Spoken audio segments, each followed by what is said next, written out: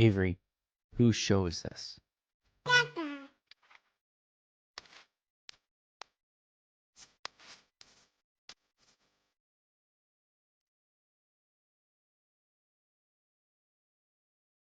And we're live. Welcome everybody here to the Lakers Lounge podcast. I'm Anthony Irwin, Senior Lakers Insider for Clutch Points, joined by Dan Woike of the LA Times and runner-up to Chicagoans who were, could have been made the Pope. How you doing, bud? Dude, Pope fever in Chicago is like a real thing. It lit up some text threads that have been long dormant.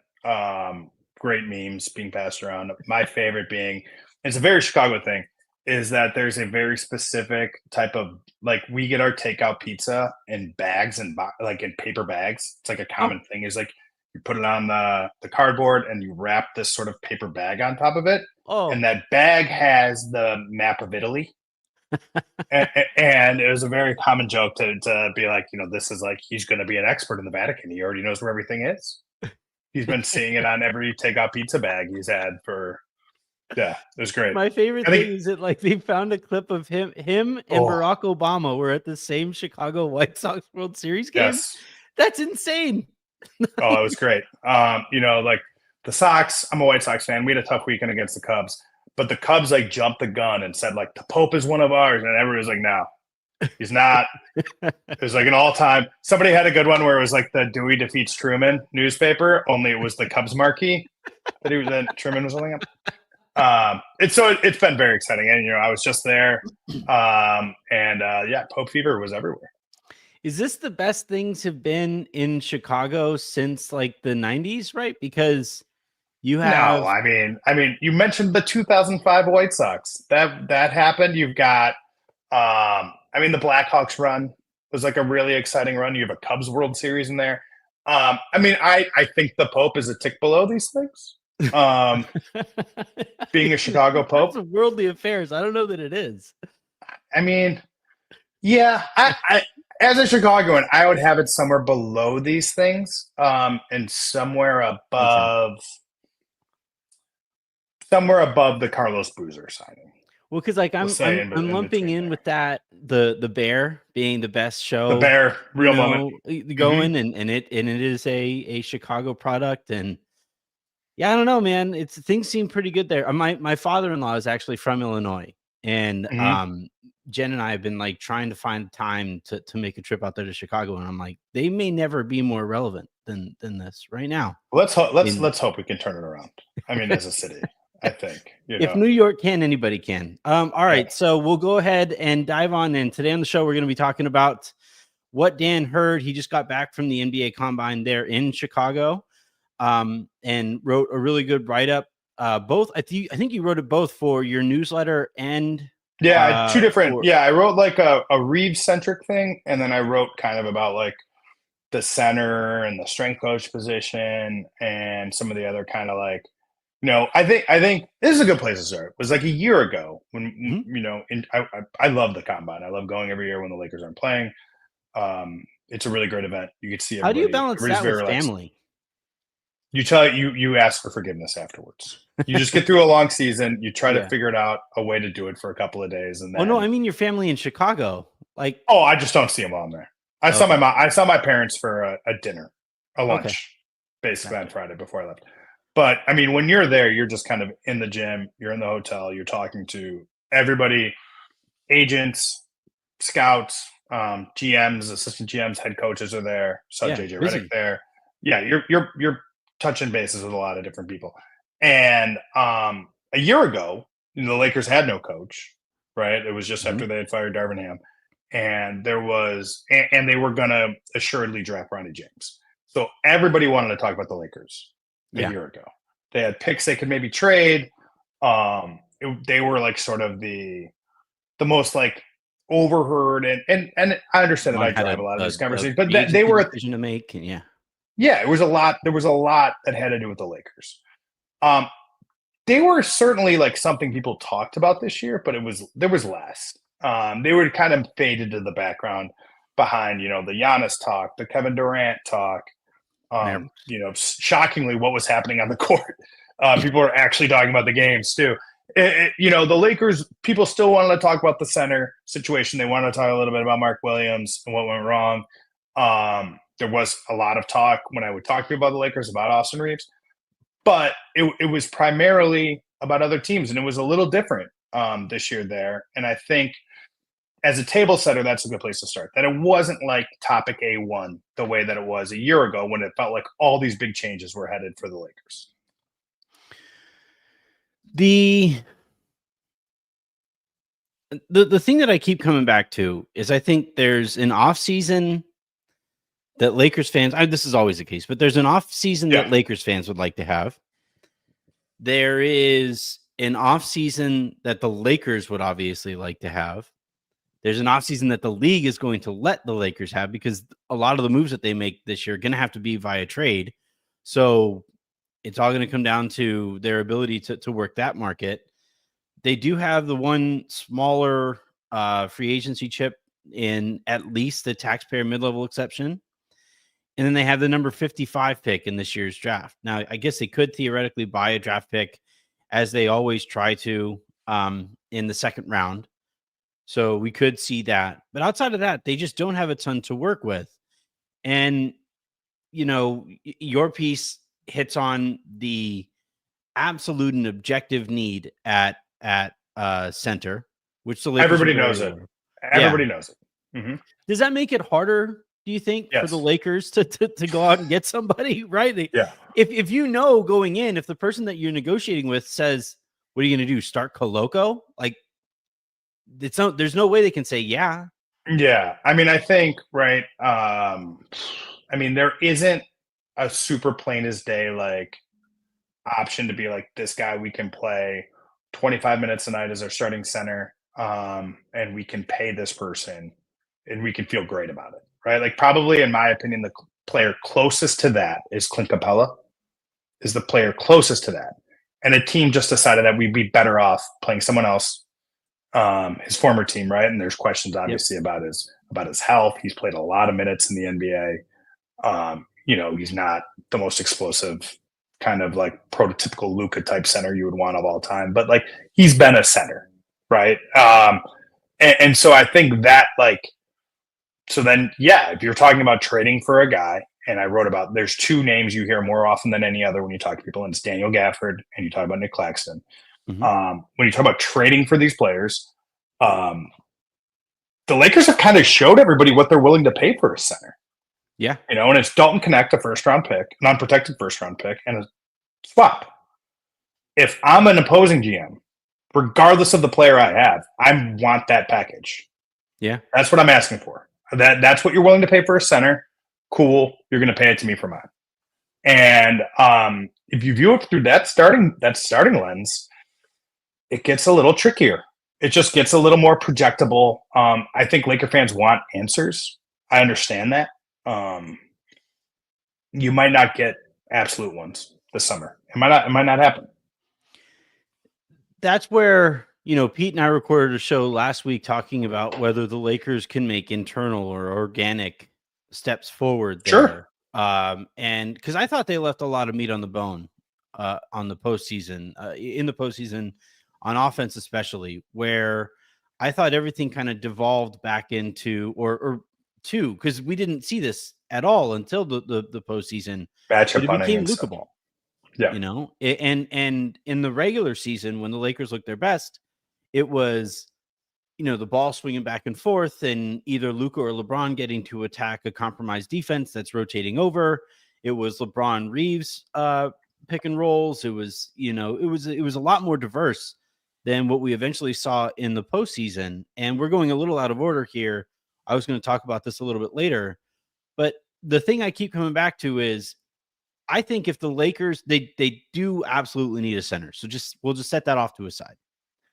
But if the Lakers are able to a lot more consistently get LeBron and Luka, and preferably Austin, involved in sets together, I think they're a lot more dangerous a basketball team next year. Sure. And I think that's, I don't want to say I think that's assured, but I think it's, this is a pretty big shock to their system, right? Yeah. Like the way that they played was shocked. And they were playing pretty well. They were starting to figure it out. You had a big injury in LeBron James, that groin injury against Boston, massive. Yeah. To where the season ended up turning, because it knocked them out of their rhythm. It forced them into more ball dominant styles. As they tried to weather those couple weeks, they kind of got back on track a little. But then again, knocked out of rhythm again. They were not a very good team this year when they were slow starting. They were like a slow starting team out of long breaks, generally speaking, this season. Yeah. And I think obviously, like, if you're going to like nitpick on what happened against Minnesota and a lot went wrong, game one is where you lose that series. Before all the other stuff happens, before any injuries happen, before anything like that, you lose that series in game one. You lose a game on your home court because you're not ready to play. And you probably you deserve to lose the series. Yeah. You deserve, if you believe in the basketball gods, they will punish you. And they did. They punished you in game three when Luka Doncic couldn't keep any food in his body in any way. They punished you when Austin Reaves sprains his toe and isn't walking on off days. They punish you when LeBron James sprains his MCL. Like, you got punished multiple times. Now, were there things the Lakers could have done between game one and game five to better improve their chances in the series? 1,000%. Organization on offense, I think, being more firmly committed to a moderately deeper rotation, I think would have helped them. But I also tend, Anthony, to point out too, right? Like, the people in the locker room, the people in the coach's office, like, they know the team better than anybody else. They know what they have. They know what they can do. They know what they can't do, and they made the decisions they made. And I think, you can look to that and say, well, like, they had their reasons. Yeah. I think the issue there is that, like, you run into blind spots, and I think at the end of the day, there's a reason teams that make those kinds of trades, especially midseason, they don't win that year.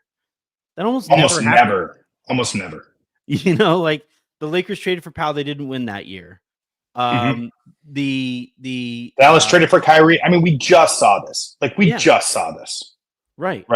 And and I think, one of the things that happened when the Lakers made the Luka trade, one of, like, the really interesting things, like, the week after it happened, was like the kind of mourning that happened within the organization, particularly the locker room. Good word. About how they had felt like the chance that they had this year was gone.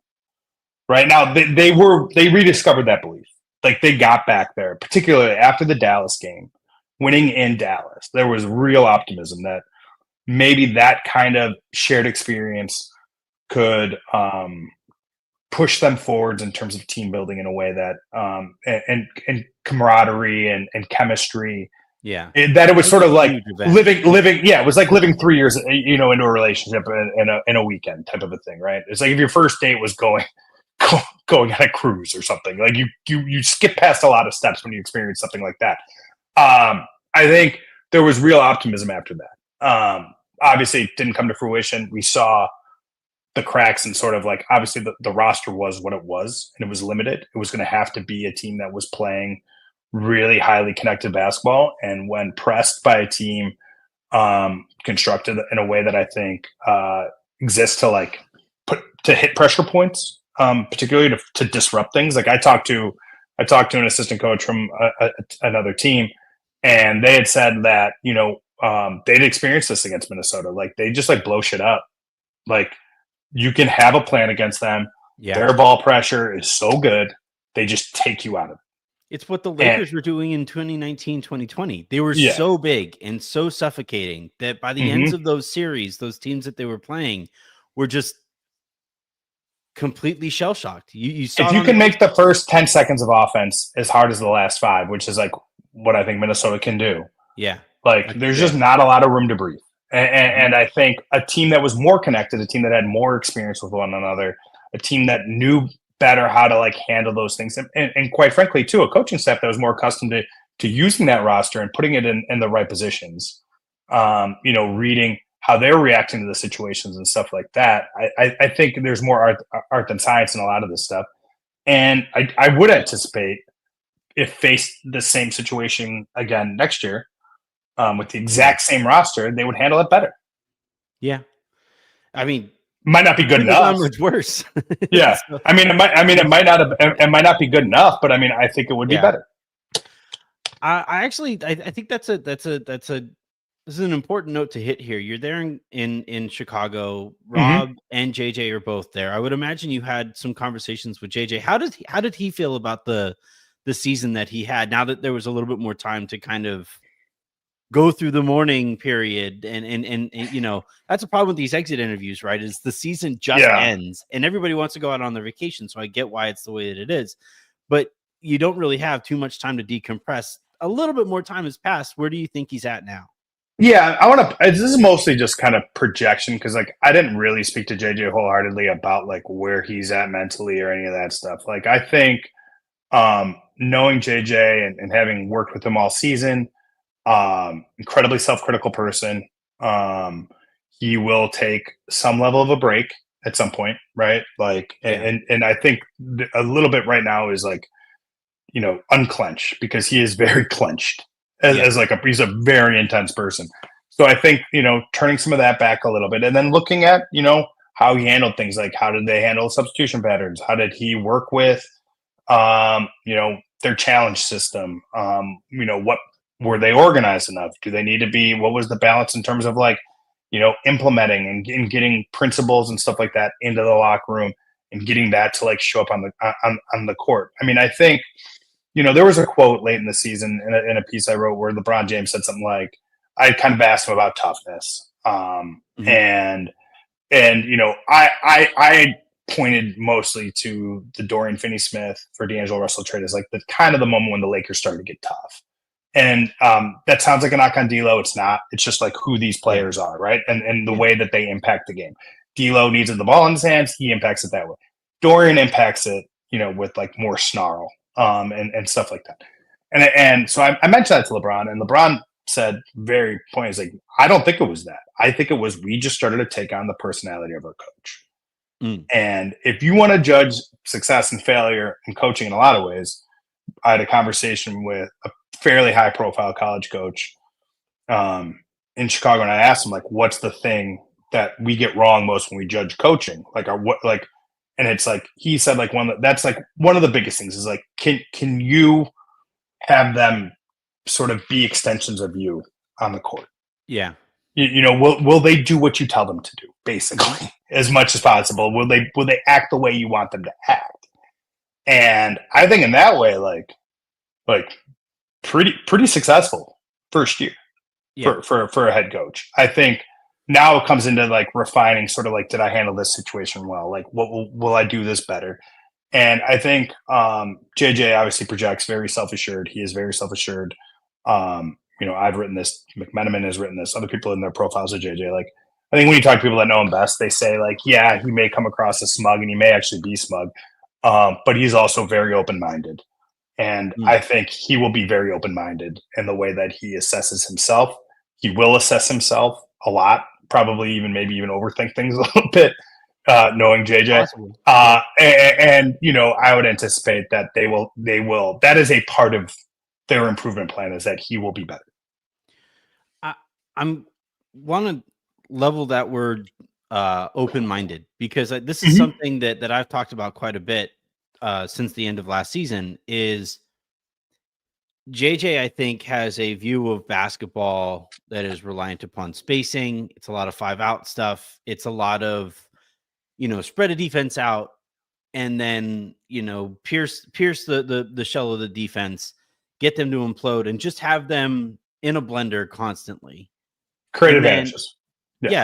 Create those advantages, but like the beginning of creating those advantages tend to be spreading the defense out.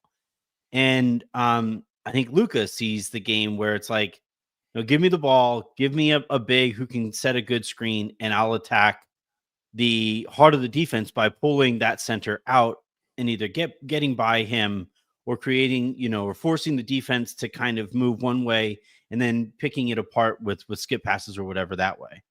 And I find myself wondering a lot this offseason about the way that maybe JJ sees the game in the way that Luka sees the game. And you mentioned JJ being open-minded.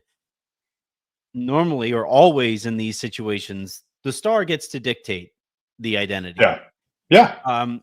Do you how likely is it? How well do you think JJ will handle kind of some flexibility with the way that he, based on how I saw him coach this year and based on his podcast and stuff like that, how well do you think he'll handle kind of moving towards Luka's identity and in the way that he sees the game? Or do you think that'll be more of do you think because of their relationship, they are friends before they were before he started coaching him? Do you think we might see more of a compromise between those two entities? I mean, I guess my question would be is like, based on what you saw this year, would you, because like, I feel like we followed a coach that showed his ability to be adaptable. You know what I mean? Like he came in saying like, we need to shoot a lot of threes. They did very early and then they stopped. They did not shoot a lot of threes. They played at times he didn't want to play two big lineups. Then he started playing two big lineups. Like I think he said as much like, like you can have philosophy, but like ultimately you have to bend to your roster and you have to do what your team demands of you as a coach. And you mold your philosophy around that. You can have rules. And this was like one of the things that I was speaking to this coach about. Like you can have your rules and you need to have your rules, right? But like a lot of it has to be about more like abstract sort of concepts, right? Like about like competitiveness and about like we're going to play in a way where we have each other back. We're going to be on the string. Like they're cliches, but like this is like that's the identity part of it, right? It isn't that we're going to play 5 out. Like that's not really a coaching identity. Because if you have the roster, if you have the roster that doesn't allow for it, then you don't do it. And if you do it, then you're going to suck at it. Like, and I think so. I think that's going to be a lot of this, right? Is like optimize, like good coaching for the Lakers next year isn't demanding Luka Doncic do things he's not good at. It's optimizing the things that he is, and so that might mean more movement to make it better. Right. But ultimately, like what you want to do is you want to take your best player and put him in positions to show off his biggest strengths, and identifying those and finding ways to implement it is the challenge in coaching, not so much changing how Luka is going to play. You're not going to change how Luka Doncic is going to play. And I'm not so sure you should. You should do like certainly degrees of it. Right. And like you want to create advantages. You want to preach paint to great and do all of this different stuff. Maybe you want to play a little quicker in the half court than like stuff like that. And I think we saw at times in the regular season, I think we saw some of that. It wasn't consistent enough. But again, to what we were talking about earlier, I think, for a group that a big three that played 17 games together or something in the regular season, like it's not a lot. No. And they hardly practice at all too. Yeah. I really think everybody, now if we come through next season again, and maybe this is a good transition to one of the other big things I talked about in Austin Reaves. If you come through next season on this stuff and you're like, all right, like this isn't working. People are stepping on each other's toes. We're not augmenting strengths. Then maybe there's better discussions to be had. I think though, it sounds like an excuse, but not a lot of time together. Like this does sort of make sense, right? That it looked the way it looked. Yeah. No, it's not. I think oftentimes people get excuse and explanation mixed up. Yeah. They're close to each other. They're neighbors. Yeah. And I think, look, a team that was put together in February and then eventually was, never really got a chance to practice a whole bunch together. And then on top of that was missing pieces. Rui got hurt. LeBron got hurt. And then Jackson Hayes got hurt. I mean, Jackson Hayes, Jackson Hayes was in a pretty good rhythm, hurt his knee. Didn't really impact winning the same way the rest of the year. Mm-hmm. Right. So like all of it together, it's going to sound like excuses, but it's an explanation. It's an autopsy. This is an autopsy, right? Like, I mean, cause of death was not good enough. Like that is like the cause of death, right? Not good enough. It's simple. Yeah. Like it doesn't matter. They were healthy. It doesn't matter if they had added Jericho Sims at the trade deadline. Like they weren't good enough. They just weren't good enough. I think next year, this is the summer when the work starts, And I think, having spent a lot of time on the internet here in the offseason, I've got some time on my hands. I mean, I see a fan base that wants drastic change. And I think, we lost in 5 in the first round. So yeah, I kind of understand that too. I get it. No, I don't disagree. Like, I understand. I think I think there's sort of two cases to be made here to talk about Austin Reaves, if we can, for a minute. Mm-hmm. The internet loves talking about Austin Reaves and Austin Reaves trades. Let's start with what I find to be the actual reality of the situation, which is the Lakers know that the best Luka Doncic teams so far have had a pretty dynamic secondary playmaker in Jalen Brunson and Kyrie Irving, right? They know this to be true. That this is like a piece of the puzzle, just like a rim running center is, just like having, 3-and-D role players. Like, this is a big part of the puzzle. So they think they have that part of the puzzle covered to a degree, right? Now, you can say he's not as good as Jalen Brunson. You can say he's not as good as Kyrie Irving. Fine. Like, he's there. Okay. At a minimum, he is in the house. That is that is the answer that is closest in front of your face. I think that's one piece of information. He had a very good season and a not very good playoff. A 5-game. I do not believe the Lakers will overreact to those 5 games. Or maybe even react. Maybe the answer is even react. Yeah. Right? Like, I mean, we can say, oh, he got exposed by Jaden McDaniels and he got exposed by, and switches to Naz Reid. Like, yeah, he did. Is that an Austin Reaves problem or is that a scheme problem? Yeah. Right. I'd say a little bit of both, but yeah, definitely. Yeah. But I mean, we've also seen Austin Reaves guard Steph Curry in a playoff series. We've seen him guard Desmond Bane in a playoff series. We've seen, it's not like there's no evidence to suggest. I mean, I thought he competed pretty well against Anthony Edwards in this series. I think the trouble has been guarding up. Has been where I think some of the other. You're only as strong and as big as you are. Yeah. And he has work to do. And I wrote this. He has work to do to get stronger. 1,000%. Big part of the summer is that Austin Reaves gets stronger. But anyway, so and then the production is the production, right? Like, I've caught some shit for this, but I posted a list of players that had his numbers this year.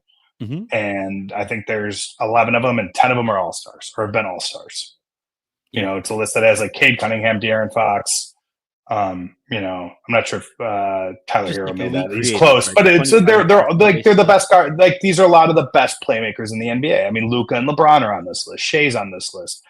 Jokic is on this list. Giannis is on and he's not in that category. He's not. But the point is that's his level. That was his level of production, and that was also his level of production primarily as a secondary option.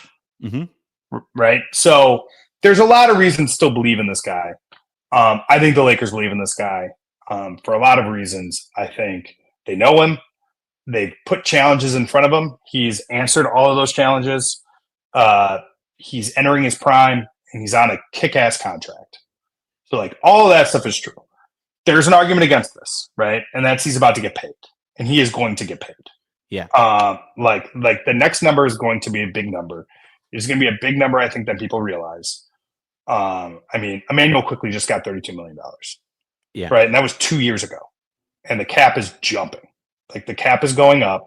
The non-taxpayer mid-level is going to be it's going to be $18 million in 2 years. Right. So we're moving up here and stuff like that. So it's going to be a really big number. And I think if you are sure, or if you do not believe that a player at that number works next to Luka Doncic because of defensive deficiencies or something like that, you probably owe it yourself to explore some stuff. And I just don't think they're there. I really don't believe that they're there. I think if someone were to make them an offer that they felt answered a lot of questions or a big question, sure. They're not going to trade him for Daniel Gafford. That is not an option. They're not going to trade him for Nick Claxton. Those guys aren't good enough. Yeah. They're not going to trade him. They're not going to trade him for Goga and, a really good role player from Orlando. And to me, if you viewed it as a situation where, like, I think an interesting option would be like, would you trade him to a team in like some sort of like asset accumulation mode? If you sort of view next year as like kind of a gap year, you know what I mean? Which is insane to say because you have the LeBron element of this.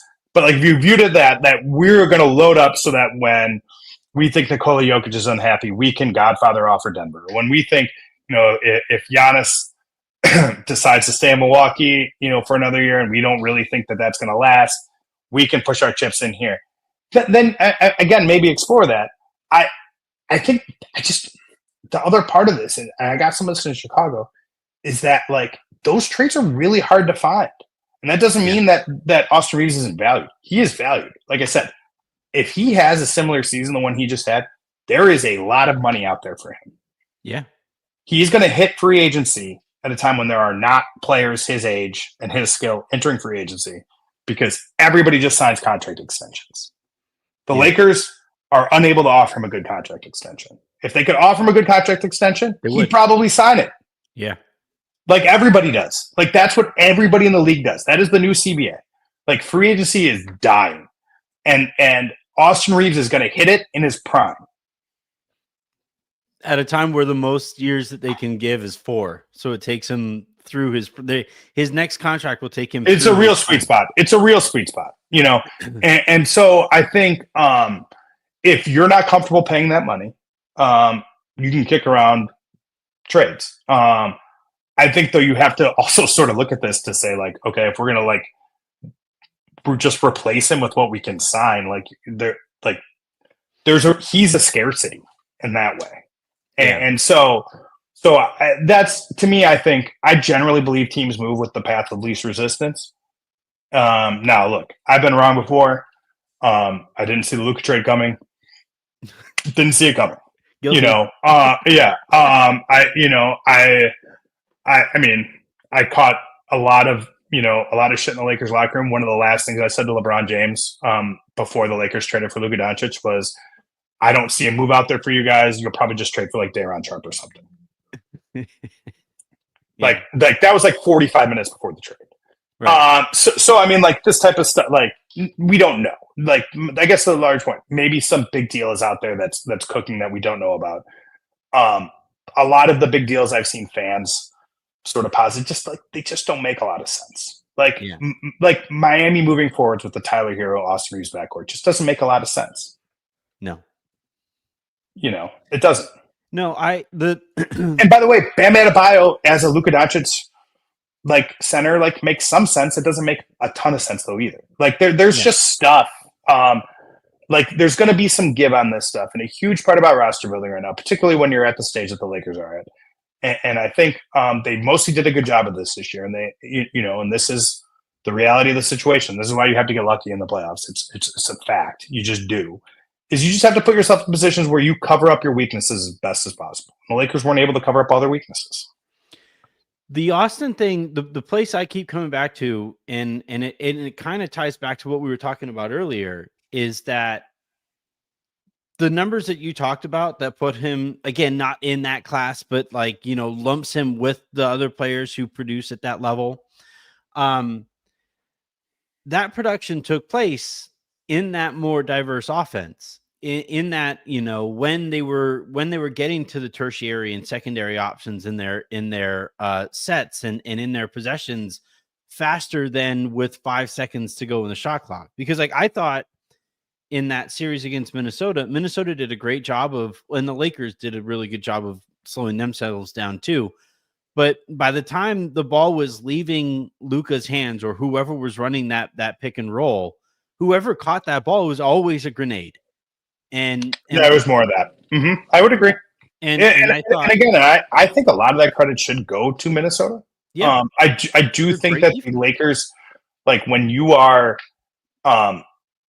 learning how to play, when you have this weapon in Luka Doncic who has carried teams past them and, did carry them at times for quarters and stuff like that in this series. And look, he's got to be in better shape too. That's going to be a part of this, right? Better shape, better rhythm, better place mentally. All that's true. I think, yeah, you're right. But I mean, if I was Rob Pelinka, I have the list right now in front of me. Like this is sorted by win shares. Not perfect stat, but not a nothing. 20 points, 4.5 rebounds, 5.8 assists. Like those are basically Reaves' numbers this year. Shai Gilgeous-Alexander, Nikola Jokic, Giannis Antetokounmpo, Jason Tatum, James Harden, LeBron James, Austin Reaves, Damian Lillard, Luka Doncic, Cade Cunningham, De'Aaron Fox, LaMelo Ball. And it's like, you have 3 of those guys. Now, if you view that as being duplicative, fine. Okay, fine. One of those guys is over the age of 40. You're not going to have 3 of those guys forever. Yeah. That's part of it, right? And you have another guy, like your other 2 guys are the same age. And on top of it, they like playing together. And Luka knows that he's had success with Jalen Brunson. And Luka knows that he's had success. Okay. You want him to keep Jalen Brunson. You want him to trade for Kyrie Irving. Like, that to me is where I think a lot of this stuff is. Like, I get the notion to like, we've got to change. We have to solve this big issue. I also think too that was like sort of like knowing what they want from a center. Like you have to be realistic about what those options are, and like you're not trading him for Grady Dick and Jakob Poeltl. You're not doing it. That's just not going to happen. Yeah. No, I sorry, it was too easy. I couldn't handle having him on the Lakers. It would be too much for me. I think I'm not mature enough. I know my limitations. Jen saw that he was like a prospect at one point, and she was like, please, basketball gods, do not let him be a Laker. Because the number of things that I would tweet is one thing, but the number of jokes I would make around just watching the games would drive my entire family insane. But anyway, so no, I look, I think the Lakers are right to not overreact to a series against probably the worst matchup that they could have gone up against, and the worst one specifically, I think, for Austin. The toe thing is a factor here too. And also we saw a version of the Lakers that continued to maximize Reaves's production. It just went away in the postseason, partially because of Minnesota, partially because I think people go back to the habits that got them places, that brought them success in the toughest moments. And hopefully the Lakers over the course of, I think they, like, I would put it as high as like a 85, maybe even higher, 90% chance that Austin starts the season with the Lakers next year.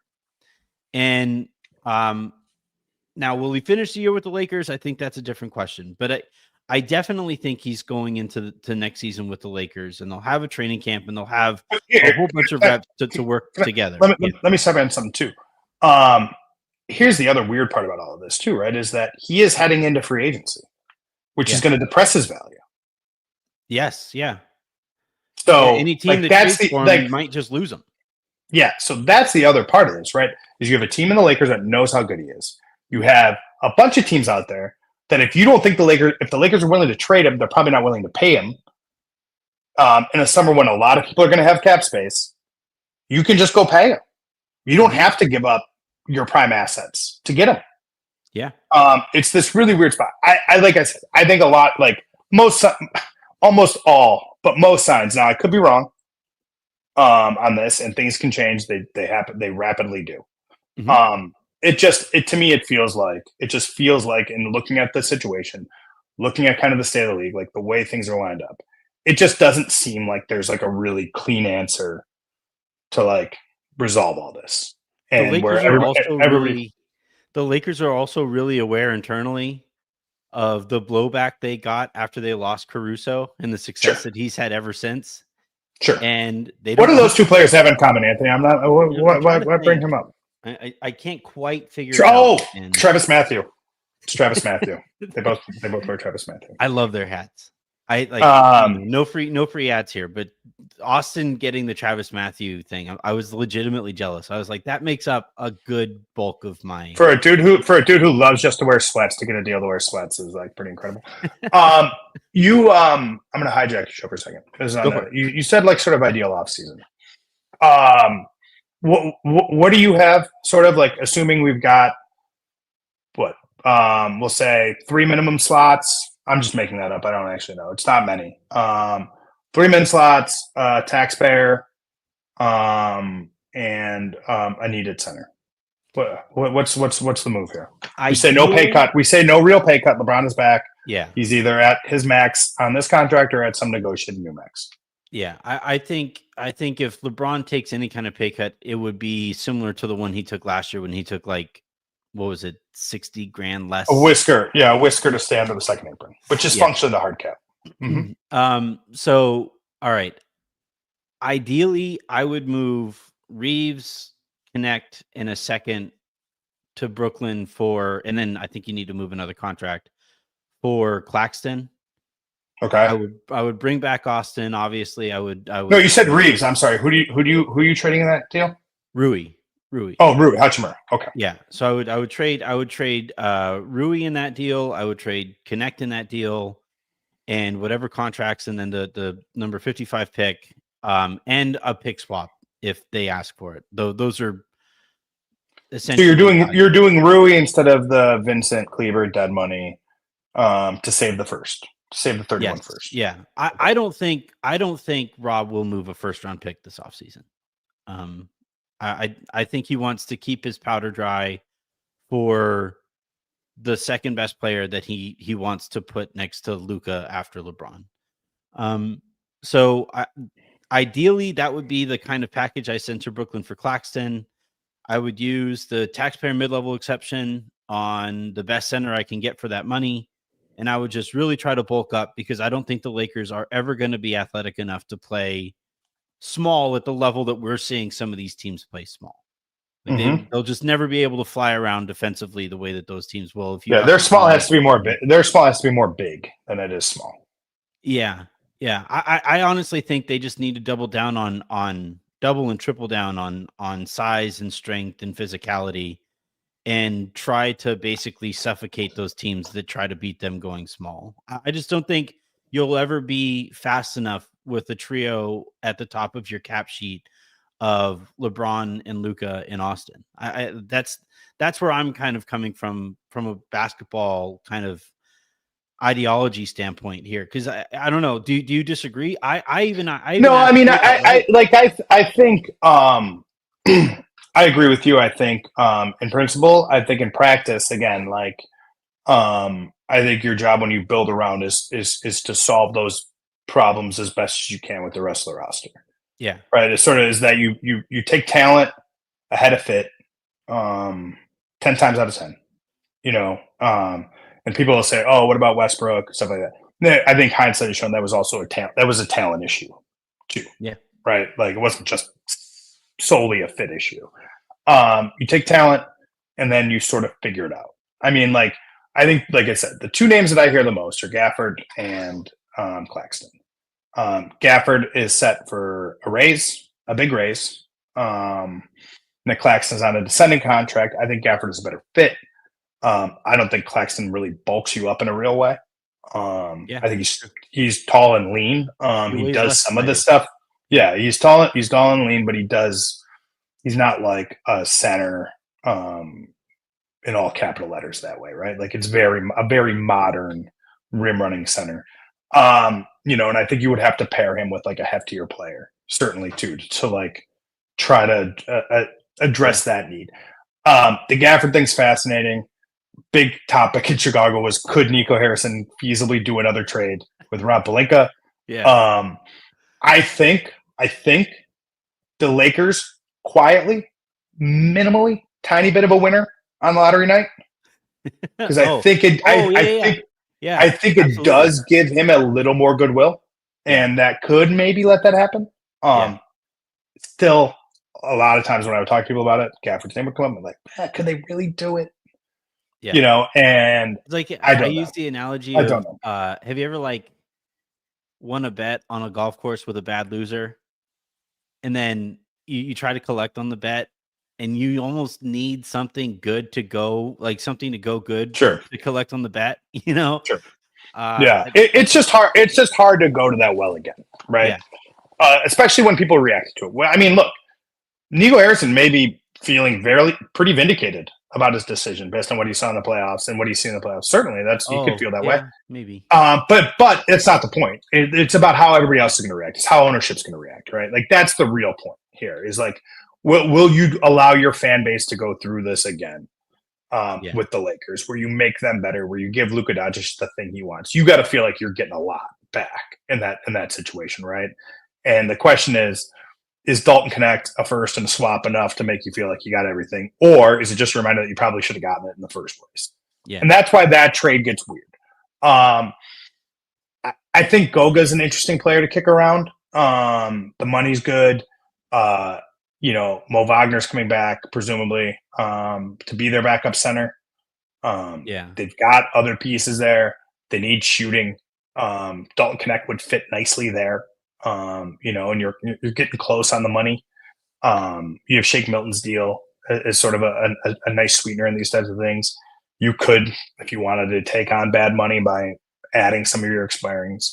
I think that's a thing they'll look at. I do think, again, like I mentioned, Clint Capella. Look, Brook Lopez was a Laker.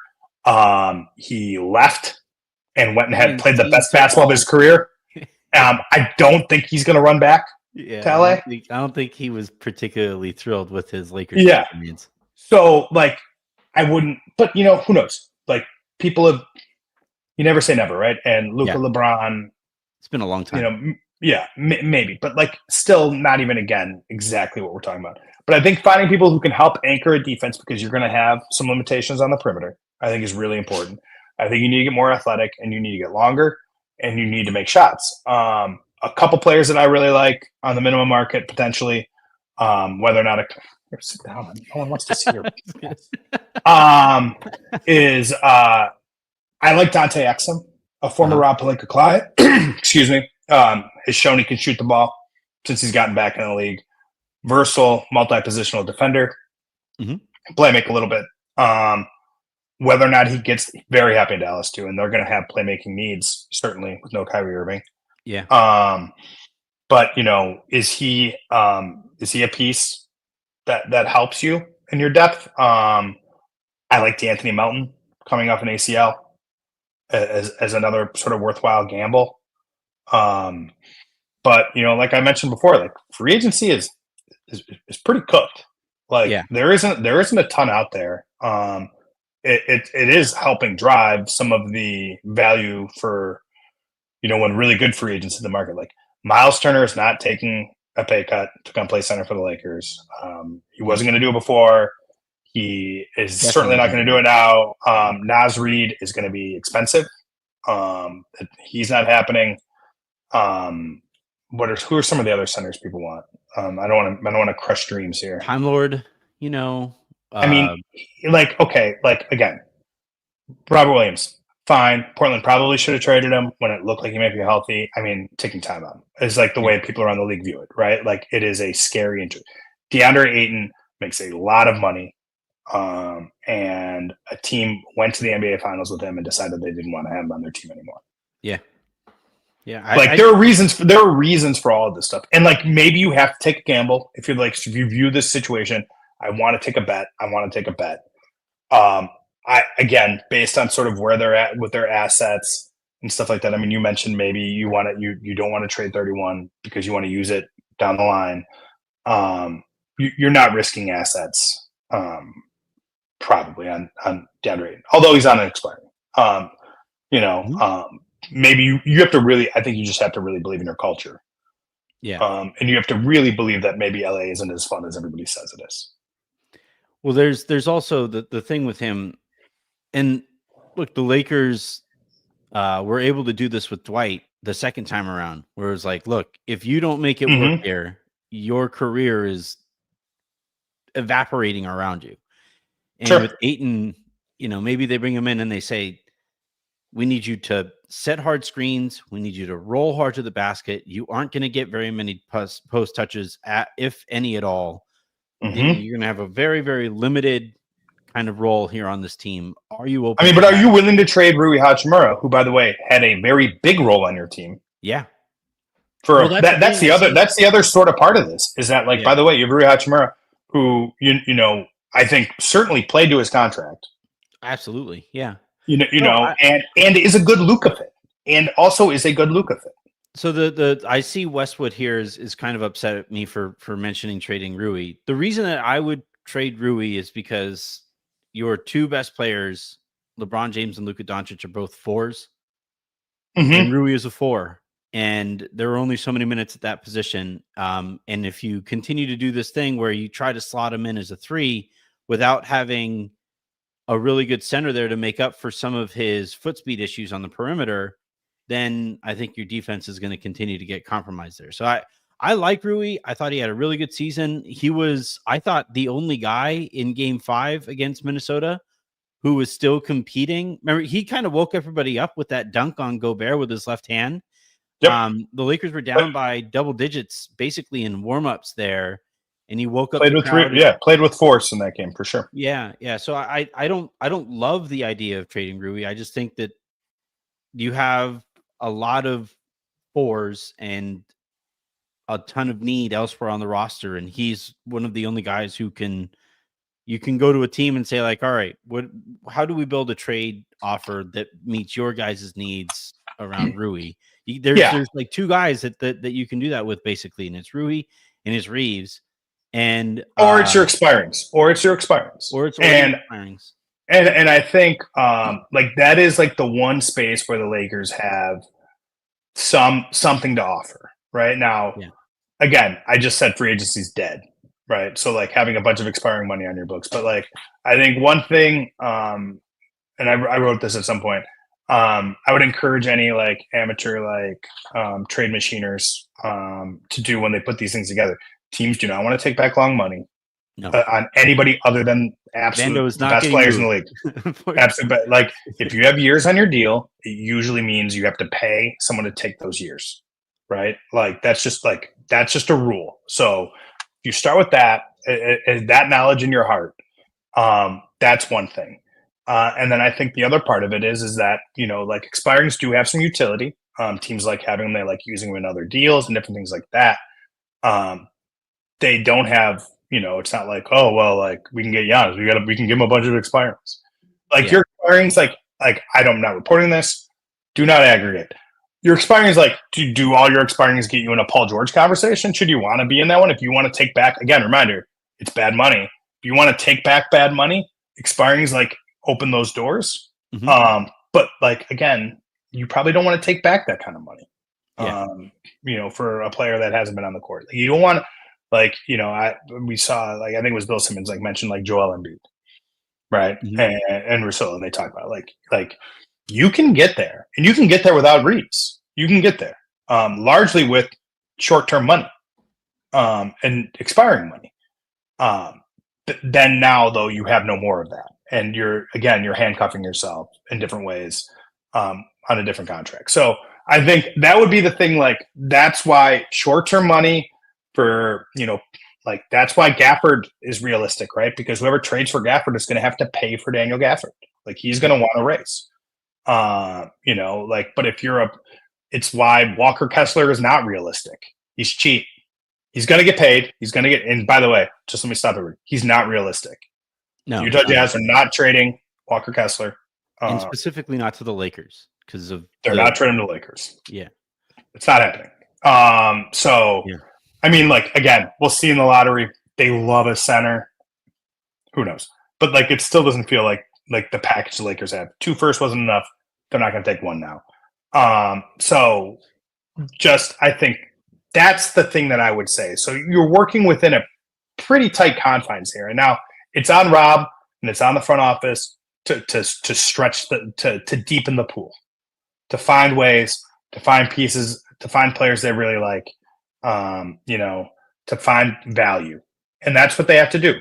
They did it with some success at times early on around LeBron James and their team building. I think it was probably the biggest criticism of that sort of LeBron Anthony Davis version of the team is they weren't able to do it enough. Mm-hmm. And that will be the challenge now around this version of the roster build, around a new star, is to say, like, how do we get better on the edges? I don't believe you get better on the edges, again, by trading your tippy top assets. That's not how you get better on the fringes. You get better on the fringes by winning smaller deals. Yeah. Well, and that's why I think it's really important for them to buy a second rounder this year. I think it's really, really critical for them. They tried last year. I mean, last year's draft night, everybody thought, including the Lakers, thought that was the best draft night that they could have had. When Dalton fell to them. Now in hindsight, it's like, they wanted. Well, you wish you had taken Messi now, right? Yeah. Like, I mean, like, honestly, and that's not even to say, like, by the way, Dalton Connect still has value around the league. Mm-hmm. Like that is the thing. Like, he has a real skill. Like, there weren't that many rookies this year who flashed the type of offensive potential that he has. I think, again, people know what he can't do and hasn't done yet, and there are questions on that. So you have to have the right fit around him. But, like, he is a player that people like. If you need shooting, you need scoring. He's somebody that people really like. How much value, we'll see. Yeah, but I think the Lakers would have preferred to go back in time and draft Messi. And that was the intention that night. They went into that night. That was a guy who I was told they were getting ready to take, and then Dalton fell to them, and I think it was still the right play in the moment. I think it was Messi or De Silva. I think was kind of where I was. Those were kind of, that was the conversation, and then it shifted as Connect fell. The thing that's interesting about the Lakers and buying second round picks, if you can do it, you should do it. You know what I mean? Like, I almost think, I don't know if you can do this. Could they buy a 2027 second round pick? Like, they need stuff just to have in their pockets. Yeah. To like help move other trades along. I kind of kicked around, like, is it worth, like, taking, what's the first you're not trading? You're not trading your 2028 first round pick. You can't do it, right? Unprotecting that swap to a team that's seconds rich and seeing if they want to bet on your team being healthy that year. Yeah. Does it make sense to take a swap and say, the Washington Wizards have all the seconds in the world. Like, you're not going to use all your seconds. You want to cash in 3 or 4 of them, or your bad ones, on the off chance that, we miss the playoffs that year, end up in the lottery. Maybe we get lucky. Yeah. Maybe we're Dallas, and then we're out of luck if we are. That's the 2% risk we're going to take for picks you don't need. And now we have these seconds in play that we can use as sweeteners. If we have to unload Jared Vanderbilt at some point, it might take 3 seconds. I mean, it would certainly at least. But, like, like, these are the things we can use to move other trades across the finish line later. Lakers don't have that right now. I'll be curious if they do that as sort of a mechanism. I'll be really curious to see. I'm just going to jam a bunch of stuff in here really quickly. I'd be really curious to see whether or not I think Markieff Morris had a really positive influence in their locker room this year. I think people like him. People like his energy. People like his toughness. I think he actually performed fairly well when they put him out there. All things considered, he was totally fine. Is like, they've had success when they've had these types of players around. Yeah. Will they use a roster spot on it? Is a really interesting question for their offseason. I think it makes sense. We'll see. A lot of people are asking also, like, can Bronny actually play next year? I think that feels early. I still do think so too. But I mean, look, he had a great year. I think he had a really good year. And I think, look, I mean, a lot of what he is going to do in a perfect, like, I don't know. The Bronny thing is interesting because, like, my sort of expectations of him were they reframed a little bit this year, where I thought it would be more of a get after it defender type and not so much a, like, get downhill and score player. And I'm not totally sure what it's going to look like moving forwards. I'm not really. I think painting an archetype for him right now and saying this is what we want you to be is premature. I think he's still such a young player and he's still discovering confidence in a meaningful way that it would be nice to just kind of see what he is and, like, figure it out from there. But yeah, I mean, look, generally speaking, you don't count on your second round picks to play rotation minutes pretty quickly. Like, this is a multi-year project. So, like, a couple of years. Yeah. And Anthony, and I would point to that too with, like, sort of, like, again, like, do you tie up another roster spot? If you buy a second round pick, if you buy the 50th pick, or the 49th pick, are you tying up a roster spot on a player you're not going to play? Yeah. If it's a center, let's say it's like, what's his name? Ryan Kalkbrenner or somebody, or Alex Condon or like that kind of, like, are you Yeah, are you playing that player? Are you envisioning playing that player? And maybe that's the gamble. That's the calculus that their front office has to make, because they need to know what's out there for them in free agency. They need to know what kind of players they can get at with their minimums. And maybe it makes more sense to take that kind of swing. I think they need to be really smart with their two ways. I think they had some success last year. Obviously, Jordan Goodwin, really positive signing. Koloko showed some stuff.